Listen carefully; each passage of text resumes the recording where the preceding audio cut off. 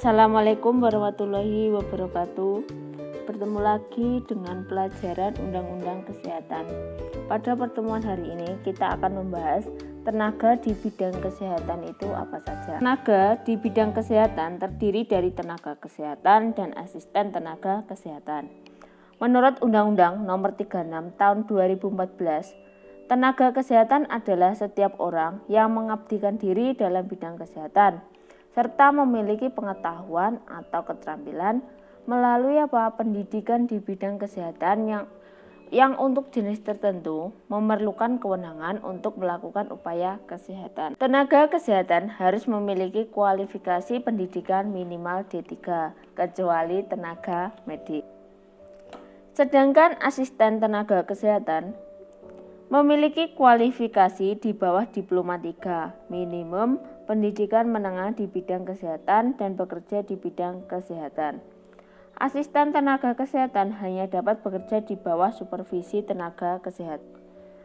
Guna meningkatkan dan mengembangkan pengetahuan, keterampilan, martabat, kesejahteraan, dan etika profesi tenaga kesehatan, menurut Undang-Undang Nomor 36 Tahun 2014, mengharuskan tenaga kesehatan membentuk organisasi profesi. Setiap jenis tenaga kesehatan hanya dapat membentuk satu organisasi profesi. Berikut adalah contohnya. Untuk nama nakesnya ada IAI, kepanjangan dari Ikatan Apoteker Indonesia. Ada juga ID, Ikatan Dokter Indonesia. PDGI atau Persatuan Dokter Gigi Indonesia. Ada PAVI, Persatuan Ahli Farmasi Indonesia. PPNI, Persatuan Perawat Nasional Indonesia. PARI, Persatuan Radiografer Indonesia. Silahkan kalian bisa cari contoh yang lain organisasi tenaga kesehatan itu apa saja. Selanjutnya, tenaga kesehatan harus memiliki kualifikasi pendidikan minimal diploma 3, kecuali tenaga medis, tenaga kesehatan dalam mengupayakan tugasnya berkewajiban untuk mematuhi standar profesi dan menghormati pasien. Sebagai contohnya, seorang tenaga teknis kefarmasian harus berbudi luhur dan memberikan contoh yang baik di dalam lingkungan kerjanya. Berikut adalah jenis-jenis tenaga kesehatan menurut Undang-Undang Nomor 36 Tahun 2014. Yang pertama ada tenaga medis.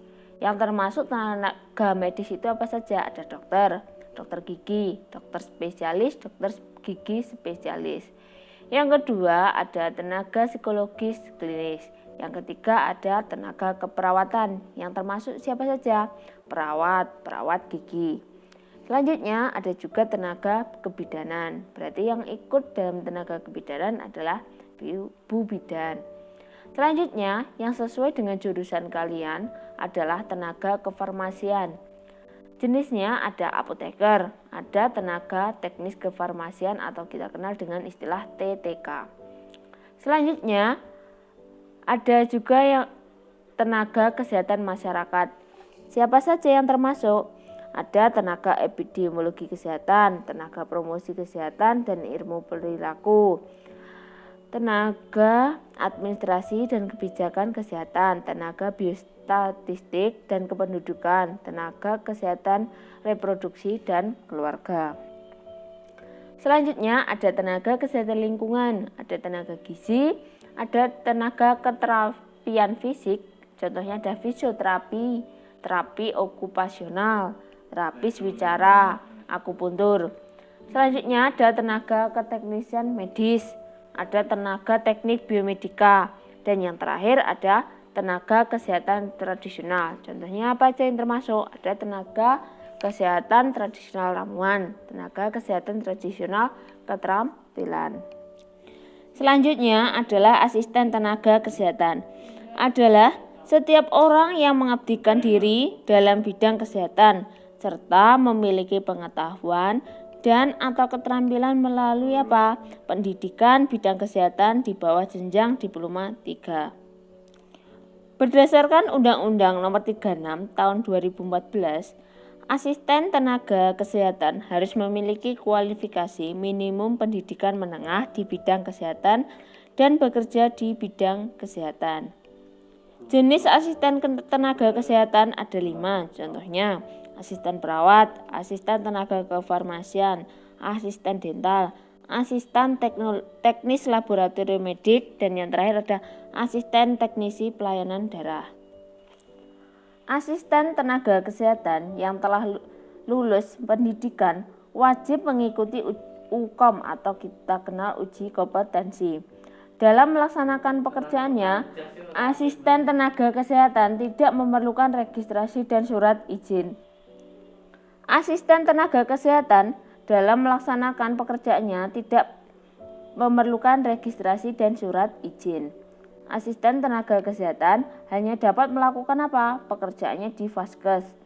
Asisten tenaga kesehatan hanya dapat melakukan pekerjaannya di bawah supervisi langsung tenaga kesehatan yang ditetapkan oleh pimpinan fasilitas pelayanan kesehatan. Bagi asisten tenaga kesehatan yang bekerja di PKM atau puskesmas, selain melaksanakan pekerjaan sesuai dengan jenisnya, dapat juga melakukan penyuluhan PHBS, perilaku hidup bersih dan sehat, sesuai dengan Permenkes nomor 80 tahun 2016 tentang asisten tenaga kesehatan. Selanjutnya, yang sesuai dengan jurusan kalian yaitu adalah asisten tenaga kefarmasian. Selain melakukan pekerjaan di fasilitas pelayanan kesehatan, asisten tenaga kefarmasian dapat juga menjalankan pekerjaannya pada fasilitas produksi, distribusi farmasi, perbekalan kesehatan, dan alat kesehatan di bawah apa? Supervisi TTK atau tenaga teknis kefarmasian dan apoteker. Dalam menjalankan pekerjaan kefarmasian, asisten tenaga kefarmasian disupervisi oleh tenaga teknis kefarmasian dan apoteker. Sementara supervisi asisten tenaga kefarmasian yang bekerja di puskesmas dapat dilakukan oleh Kapus atau Kepala Puskesmas jika apoteker dan TTK tidak ada. Lingkup pekerjaan asisten tenaga kefarmasian meliputi pelaksanaan tugas yang diberikan oleh tenaga teknis kefarmasian dan apoteker dalam pekerjaan administrasi dan peran pelayanan pelanggan, mengikuti pelaksanaan standar prosedur operasional dalam hal apa saja. Yang pertama, melakukan pencatatan tentang pembelian dan penyimpanan obat, serta melakukan pendataan persediaan obat. Yang kedua, menerima pembayaran resep, stok harga, penandaan item untuk penjualan, pencatatan dan klaim asuransi. Yang ketiga, melakukan pelayanan perbekalan kesehatan rumah tangga atau PKRT. Yang keempat, melakukan pengarsipan resep sesuai data dan ketentuan berlaku. Yang kelima, melakukan pemeriksaan kesesuaian sediaan farmasi dan perbekalan kesehatan rumah tangga. Dan yang terakhir adalah melakukan pendistribusian sediaan farmasi dan perbekalan kesehatan untuk keperluan floor stock. Silahkan kalian pelajari materi pada pertemuan hari ini, yaitu yang meliputi tenaga di bidang kesehatan, asisten tenaga kesehatan, dan yang terakhir adalah asisten tenaga kefarmasian. Cukup sekian materi pada pertemuan hari ini. Semoga materi yang kita pelajari dapat bermanfaat. Kurang lebihnya Bu Eri mohon maaf. Wassalamualaikum warahmatullahi wabarakatuh.